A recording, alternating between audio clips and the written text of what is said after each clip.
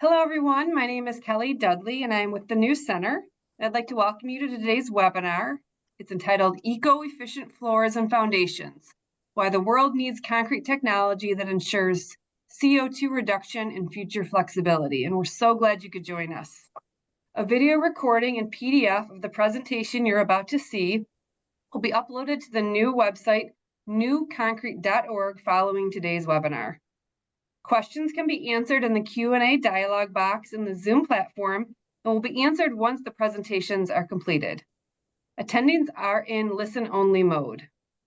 The ideas expressed in the following presentation are those of the speakers and do not necessarily reflect the views of the New Center, ACI, or its committees. As with all concrete mixtures, trial batches should be performed to verify concrete properties.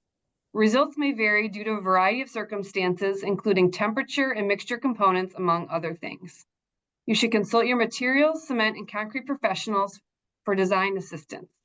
Nothing contained herein shall be considered or construed as a warranty or guarantee, either expressed or implied, including any warranty of fitness for a particular purpose.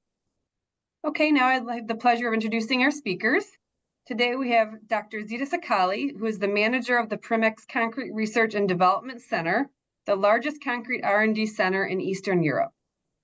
And we have Dr. Rolands Cepuritis, who is the Chief Technology Officer at Primekss and an associate professor at Norwegian University of Science and Technology.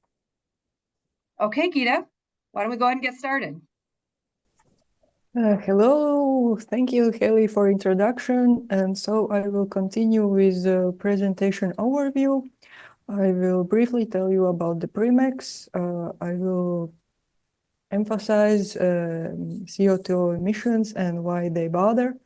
I will introduce you with Primekss sustainability roadmap, and my colleague Rolands will explain you about Primekss composite, what's inside, and about Primekss concrete technology. So about the Primekss, company is founded in 97, so it's already 27 years old.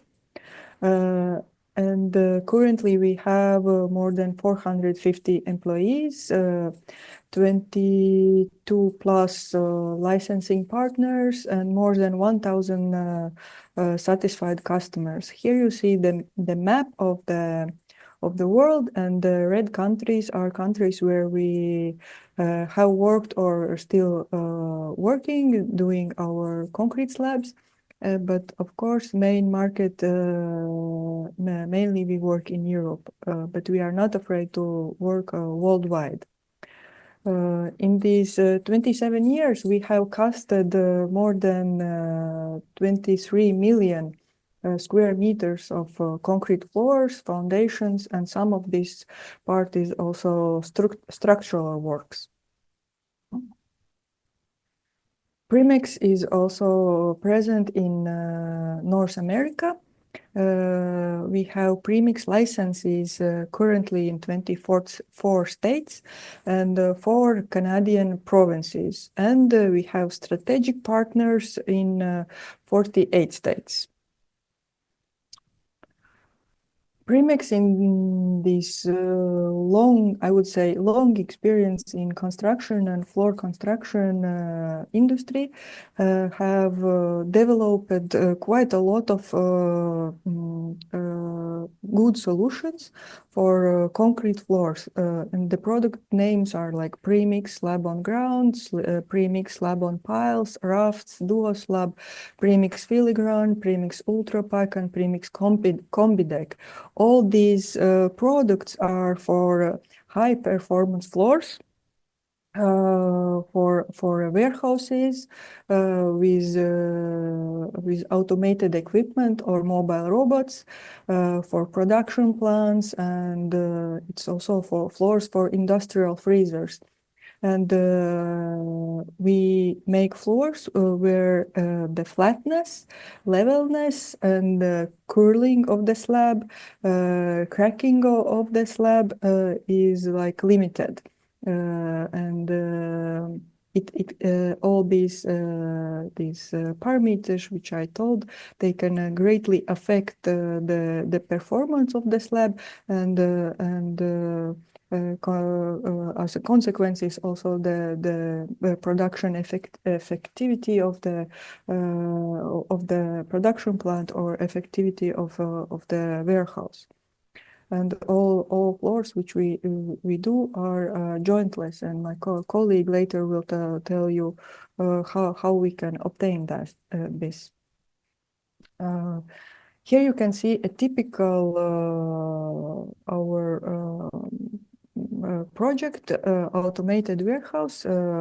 This is in Northern Europe, and the size is around 1 million square meters. This is a project we are currently working on, a gigafactory also in Northern Europe, and the size is of more than 1,000 standards football size pitches. And for this project, 90% of the works are done by, concrete works are done by Primekss. Here you can see the selection of Primekss customers from our client portfolio, and these are the customers which choose Primekss as a partner for making the concrete floors and for their facilities. From starting of the company, Primekss has a very innovative spirit, and it differentiates us from other companies. And currently we have Primekss Concrete, our research and development center. Budget of the R&D center is more than 2 million this year, and it will increase next year. Total area of R&D center is more than 600 square meters, and it includes mechanical laboratory, chemical laboratory, and concrete shrinkage research laboratory. The topics we are focused on are zero CO2 emission fiber reinforced concrete for floor technology development. Then large part of our R&D activities are related to elaboration of new concrete admixtures. Admixtures are very essential for today's concrete if you want to make it as advanced material, not if you don't want to work with a concrete like our grandpas did. And you can get this improvement in properties and performance for concrete a lot by using different kind of admixtures. Then Primekss works also for flexural strength improvement studies for fiber reinforced concrete.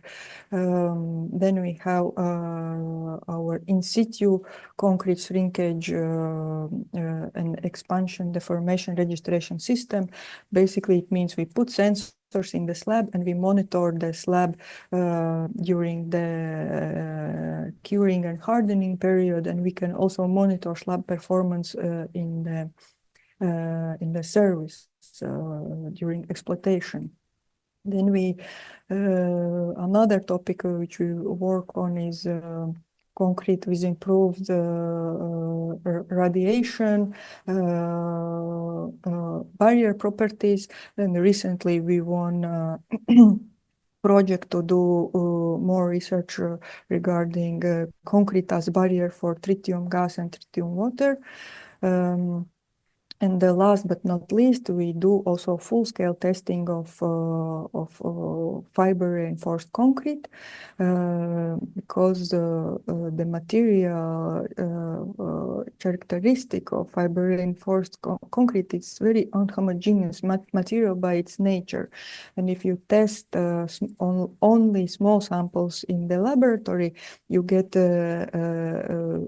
huge variation in your strength results.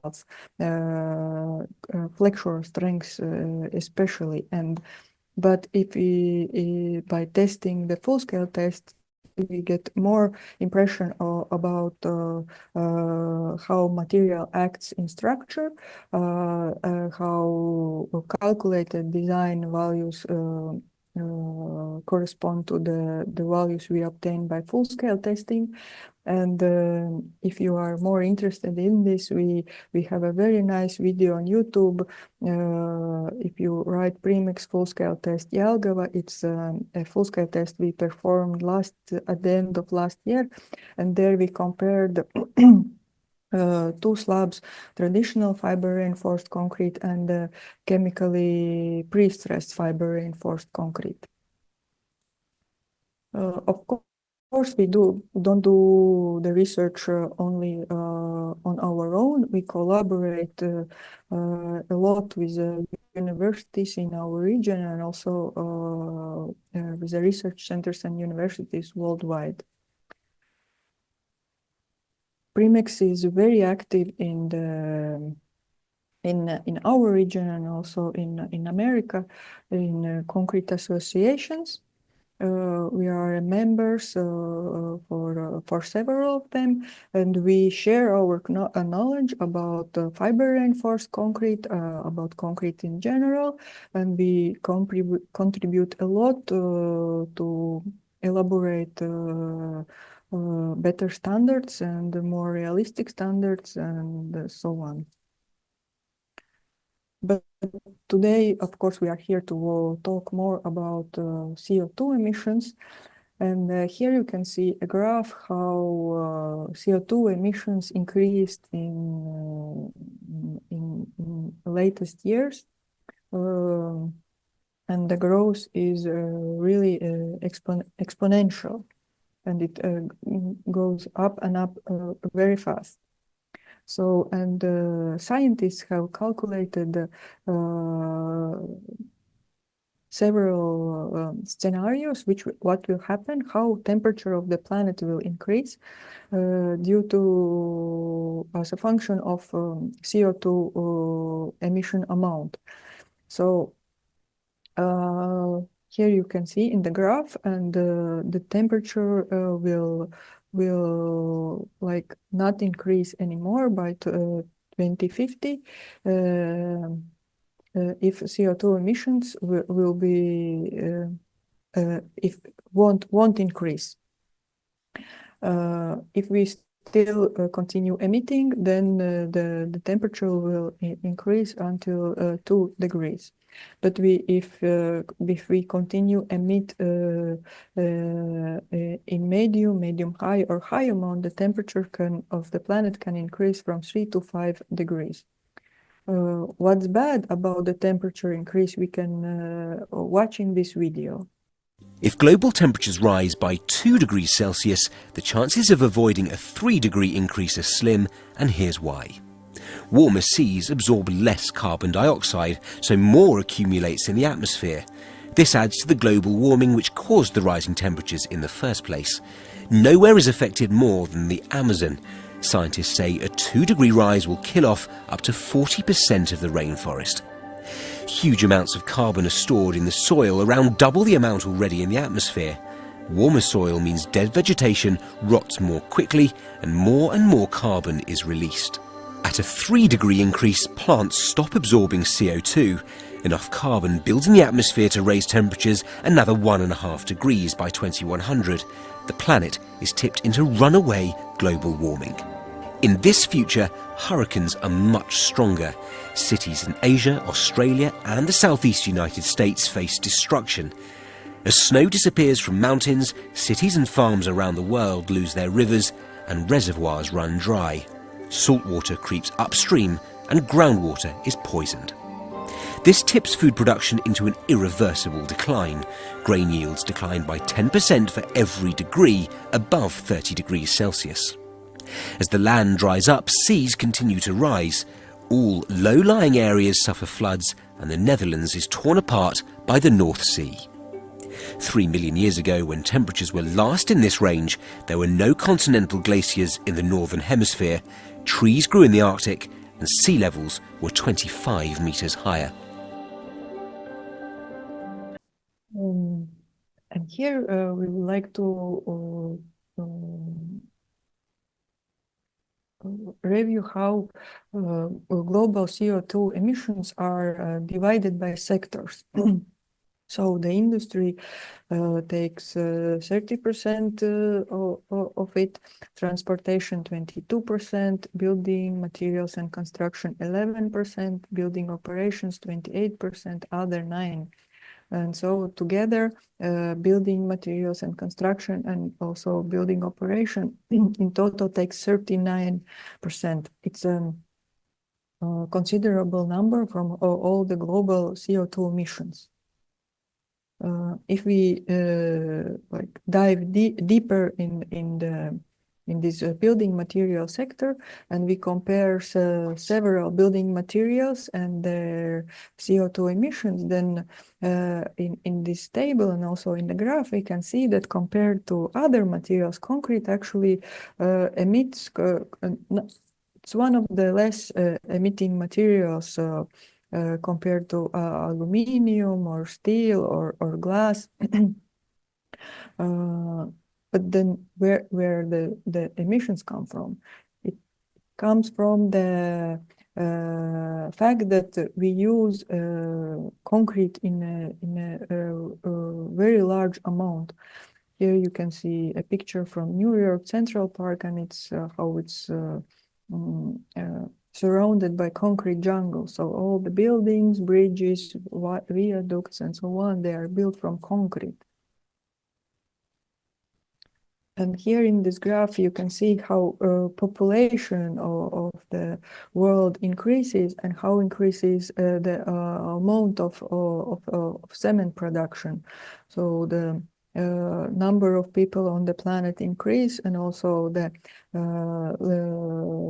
living standard increases. Everybody wants like appropriate house and buildings and so on, and so the amount goes up. But the same steel is not steel production is not going so not growing in such a fast speed. And if we compare the produced construction materials, then we can see that cement and concrete materials are the first in the production, and concrete is second material in use if we on the planet. The first is water, and then goes concrete. If we go inside the concrete composition, then we can see that most part of it it consists, it makes the aggregates, and cement is only like 10 to 20% of the composition, depending on the concrete strength class. But if we look at the same pie, but in a view of how much these raw materials generate CO2 emissions for 1 cubic meter of concrete, then cement is taking the most part of it. And if we look at Portland cement production, starting from limestone quarry till dispatch of the concrete, then it is summarized how much CO2 emissions are generated during this production process. And it is calculated that 2% is generated by to produce electricity, 34% are from burning the fuel, and 64% are generated for limestone calcination. And nevertheless, starting from already 70s, cement industry are very trying to improve efficiency of production by increasing kiln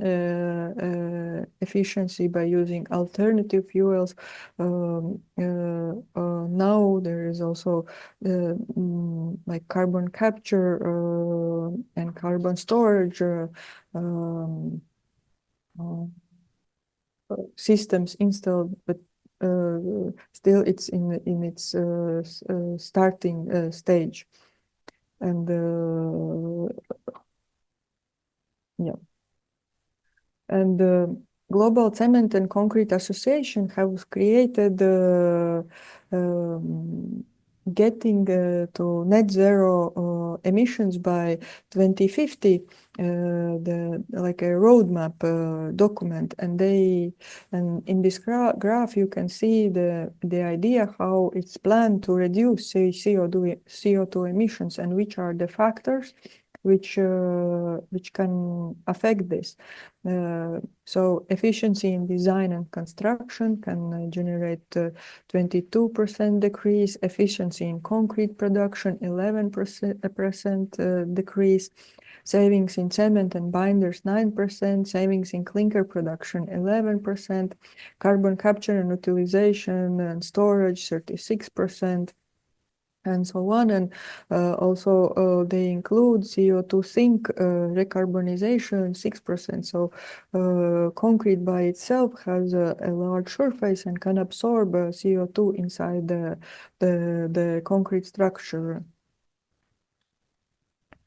And Primekss has made their own sustainability roadmap, and of course we follow go together with Global Cement and Concrete Industry Roadmap for Net Zero Concrete. We go along with European Green Deal and climate action and synergies to foresee reduction of CO2 emissions and prevent the planet from warming. Guaranteeing a livable future for next generations and no one leaving behind. How we actually can affect the CO2 emission decrease, and also we actually are doing it already right now. Firstly, by efficiency in design and construction. So optimize geometry. We can, by using our technology, we can make thinner slabs. We have efficient use of materials, and we increase the application of composite materials. We use high performance materials with high strength and stiffness properties. Instead of steel bar reinforcement, we use steel fibers, zero carbon footprint steel fibers, polymeric fibers, or other high performance fibers. We use appropriate sample size for steel fiber concrete testing, so we can get reliable design values so we don't have to do over design, so and use more material which it's not needed. We monitor concrete structure on site by putting sensors inside. We have state-of-the-art slab installation. We can do it faster compared to traditional slabs where steel fiber reinforcement is used. And as I mentioned already earlier, we do full-scale testing of design built Primekss structures. Then the next step is efficiency in concrete production. Currently already for 95% of projects we use CEM2 cement.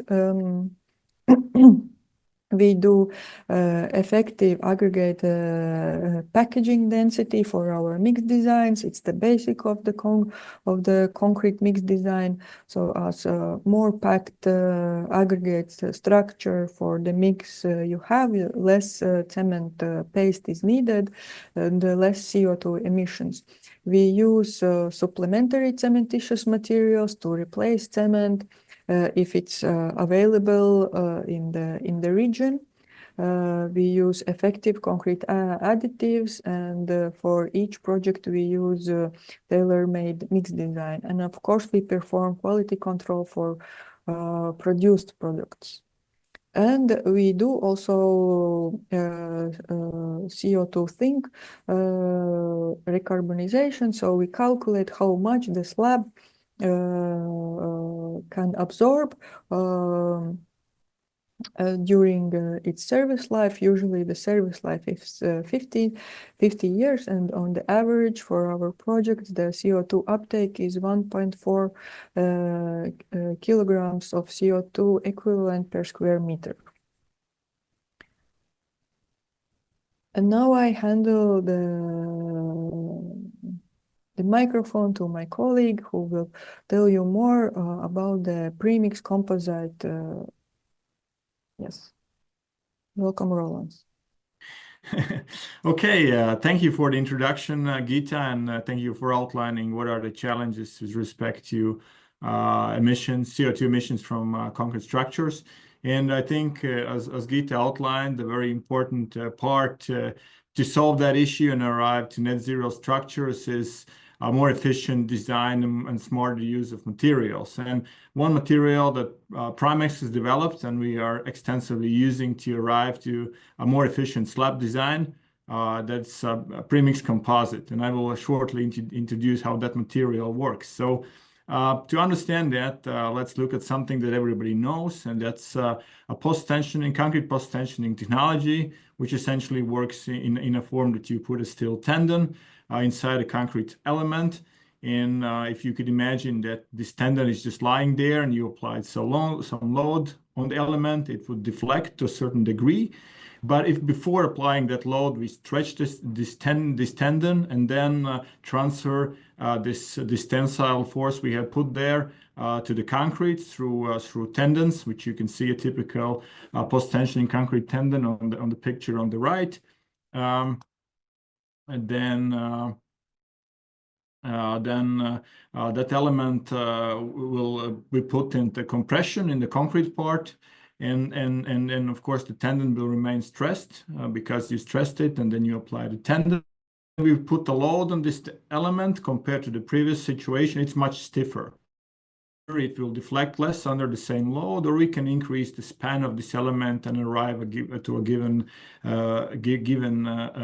deflection situation that we had in the beginning. The issue with this technology, which is well proven, known, and functioning, and a good idea of utilizing the best properties of steel and concrete, is that applying it for actual slabs, in particular for industrial slabs on ground, it's cumbersome to place it on site. It's hard to concrete over these tendons. It's time issues, how much you need to wait before you can tension them. And also sometimes you are delayed and the slab cracks due to shrinkage before that anyway. So, and also it's expensive, and there are limitations how slender the slabs can be due to buckling issues.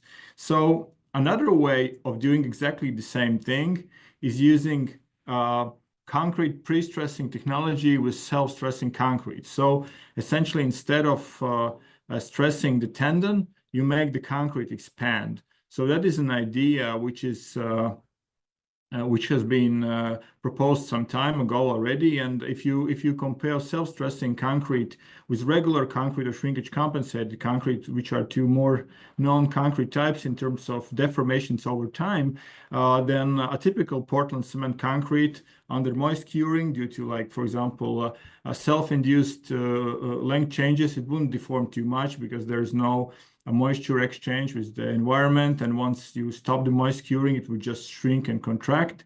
A shrinkage compensated concrete would expand a little bit and then contract back to initial length, but a self-stressing concrete would expand much more, and then it wouldn't shrink back to initial length. And if we then, while concrete expanding, you put some steel member inside, which is anchored in the concrete. So concrete will try to stretch it, while the stiffness of this element would not allow it to happen. And instead, the concrete would compress itself. And this is a principle very simple to post-tensioning, just that the post-tensioning force is coming from the concrete itself. So the idea is not so new. it was proposed already in the 1930s by a French engineer, Lossier. And one of his ideas you can see there in this beam cross section below. So it's a two-part element composed of two parts of the beams, and in the middle, this part which is denoted by letter E, it's initially left empty. And then all these two beam elements are interconnected with a steel rebar. And if we put this expensive concrete there in this E part in between, and it expands, it will pre-stress this element because it will move these two parts away from each other and tension this steel element, which is embedded in both parts and interconnected. The problem in the early days, and this was summarized by another researcher in the 50s, was that they said, okay, this is too hard to control. At that time, with the knowledge and technologies they had, it was too hard to control.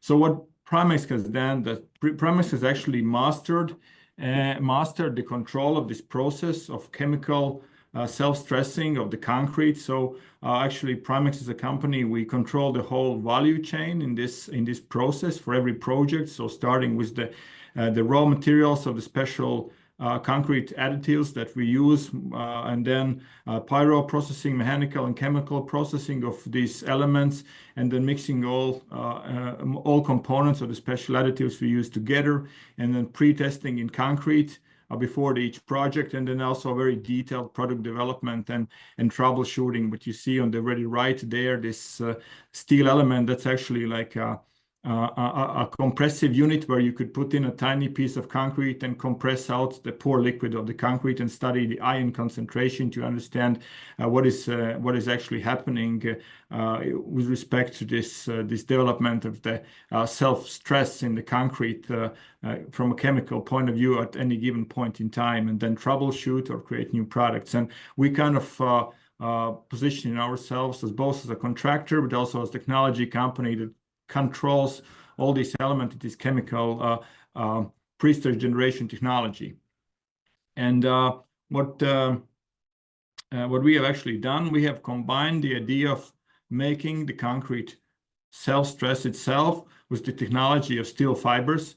So this element of steel, which we put inside the concrete to restrain the concrete expansion, that is steel fibers. It's quite high dosage, high steel quality, high tensile quality steel fibers that restrain the concrete expansion while it expands. And this is what generates the compressive self-stress in the concrete before it's subjected to shrinkage, before it's subjected to any loads.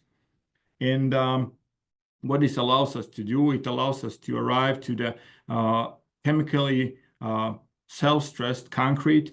And this is a much stiffer, much higher load-bearing capacity, and much more less susceptible to any kind of drying, shrinkage, exposed problems, which is really important in flat work, like slabs on ground, for example. Also, the absence of any significant net contraction deformations in the concrete reduces the stress and strain difference between the upper layers and lower layers of the slabs, and this is what is efficiently known to cause curling of the slabs. And as we have a more stiff material with a higher tensile and flexural capacity, and the slabs made out of this material don't have issues with curling, this is what allows us to considerably cut the cross section of the slabs, and this also allows us to, as Gita explained, save CO2 by much more efficient and CO2 effective design. Also, the binder efficiency in these kind of slabs is much better because the cross thickness to arrive to a certain load capacity is much higher. Also, as we utilize steel fibers, one thing you need to understand about steel fibers, so they are much stiffer than the concrete matrix. So it's a good kind of reinforcement, and in many instances you can actually replace all of the rebar in the slab if there is any. And if you compare from a engineering standpoint. So people are used to the picture on the left, which is a typical stress block diagram when you design a reinforced concrete beam, for example. And then you know that all of the tension will be taken by concrete. This is depicted with this force arrow on the bottom. And then the compression will be taken by concrete. But the concrete part, which will actually work to take the compression part, is very small. It's just maybe 40% of the cross section, and everything between this top section of the beam and the bottom reinforcement is just waste of material, which is there to create structural height and stiffness. But essentially, we don't need it for load bearing capacity, and this is why slabs as bubble decks and hollow cores are effective, but of course they are cumbersome to make.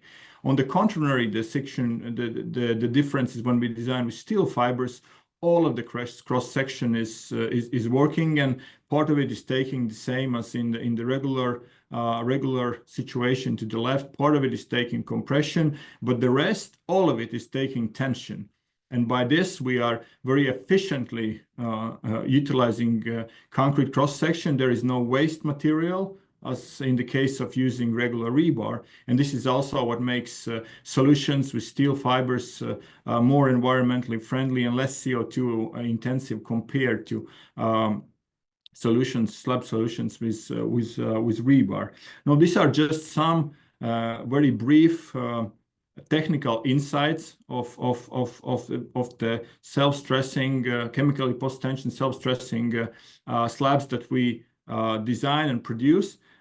We have published an article that I can recommend to you in the magazine of the UK Concrete Society. So this is kind of their alternative to Concrete International. And in the September issue, we have an article on this technology under the title Chemically Post-Tension Steel Fiber Reinforced Industrial Flooring Slabs, where we explain the technical background, how we control the expansion, how we monitor that on site with embedded sensors, and also how we can quantify the post-tension stress we generate in the slab through mathematical models coupled with with measuring the actual in-situ deformation. So if anyone is interested to go in details in the technical things, I can recommend looking into this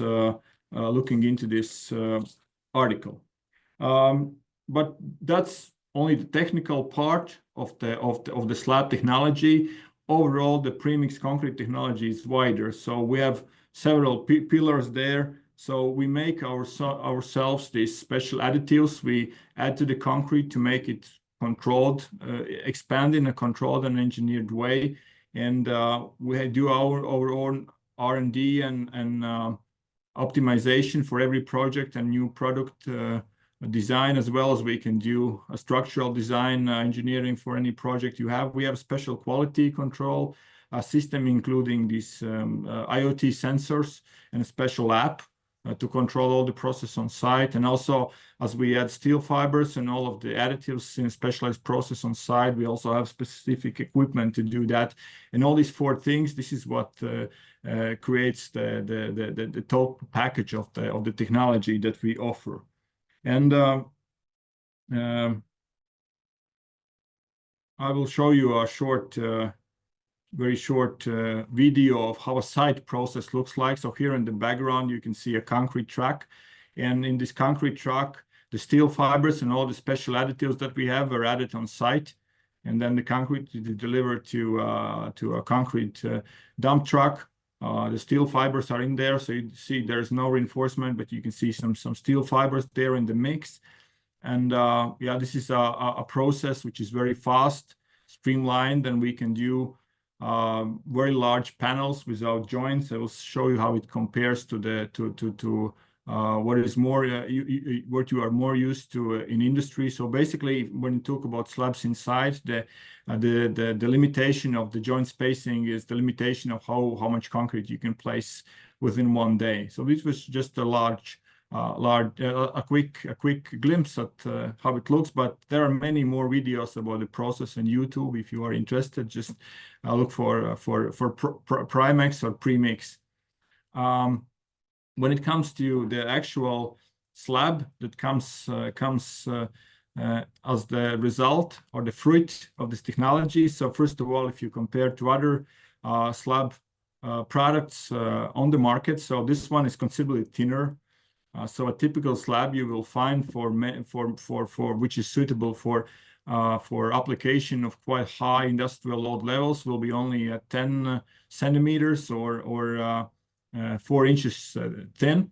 The joint spacing inside, I say it's almost unlimited, limited only by the size of daily pour, and we are routinely pouring slabs that are 4,000 or 5,000 square meter in one bay without joints, and like in square feet, it's then 10 more 40,000 to 50,000 square feet.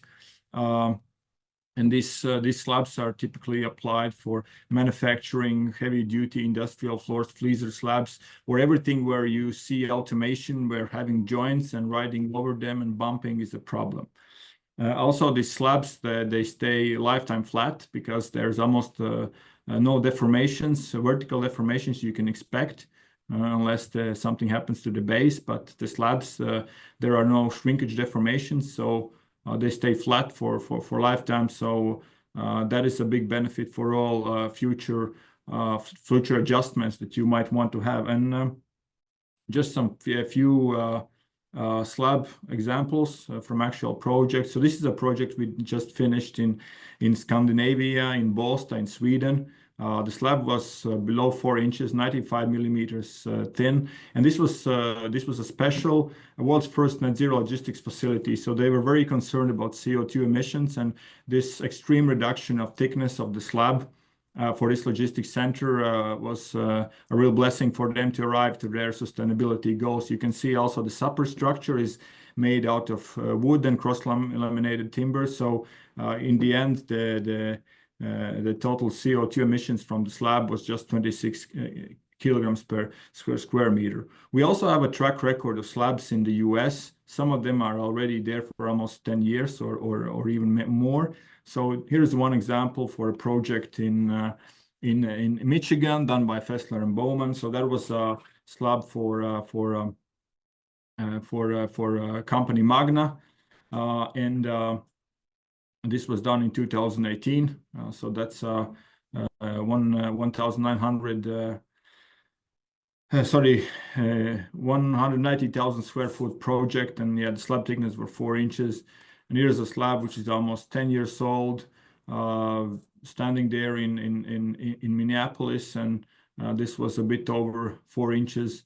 Then back in 2015, you can see that it was 170 square foot, and it's for this project the day pours were dividing this area in 4 parts. So you can estimate how big one actual bay is. So as we arrive to the end of the presentation part and the time we have dedicated for today, so just a quick wrap of what we can achieve with this self-stressing steel fiber reinforced concrete, which we call premixed concrete. So we can achieve very large joint spacings for slabs, and essentially, as we need to put down less concrete as the thickness is reduced, it's much faster construction, typically up to 30% faster. Whenever a Primekss does the slab, or one of our partners, we take full responsibility about everything: design, execution, materials, and also the aftermarket and servicing the slab. The slabs are jointless, lifetime flat, socket free, good for any kind of automated equipment. We can save a lot of CO2 due to thickness reduction, due to using cements with clinker replacements and more efficient processes on site.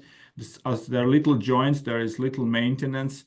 Also, the slabs can offer certain benefits for water and gas tightness if needed, and as they don't shrink and curl, they stay flat forever. So you don't need to worry that it will change over time. So that concludes the presentation part from our side. And then we arrive to I guess, question and answer slide. I just want to thank Gita and Rolands for your wonderful presentation today. We do have a Q&A box at the bottom if anyone would like to ask some questions. Sarika Samanasuria, who is the news technical director, will be monitoring the box and reading any questions that you may have. So feel free, Sarika. It looks like we do have one in there. Okay. We have a question that says, have you done any long-term durability study on your proprietary self-stressing concrete? Yes, yes, certainly. So from a durability perspective, of course, what the clients are most concerned is when we do outside application about frost resistance. So that is their main about scaling resistance of the surface. And when you compare side by side the performance of concrete with the specific additives and without, we can see that we can reach the same or better. And the better is reached because this process, when you create the expensive crystals in the material under restraint, it refines the pore structure. So the pore structure and the material in the end is more dense. And for example, when you look from the perspective of frost resistance, so water and any salt solutions cannot penetrate in as easily, and this is what makes it better. And the same also, we have done studies on chloride ingress and carbonation, and the same, we see an improvement due to more densified pore structure of the concrete matrix. Okay, it looks like that may be our only question that we currently have. Okay, well, I just want to thank everyone for joining the webinar today. Please visit the new website at newconcrete.org for more information. While you're there, please check out the resources on lower carbon concrete production and placement. Our website provides access to our sustainable concrete guides, frequently asked questions, webinar recordings, and upcoming webinars. And I just want to thank you for attending today's webinar. Please stay tuned for future webinars. Generally, we try to do these monthly, so another should be coming out soon. And thank you again, Gita and Rolands. We appreciate it.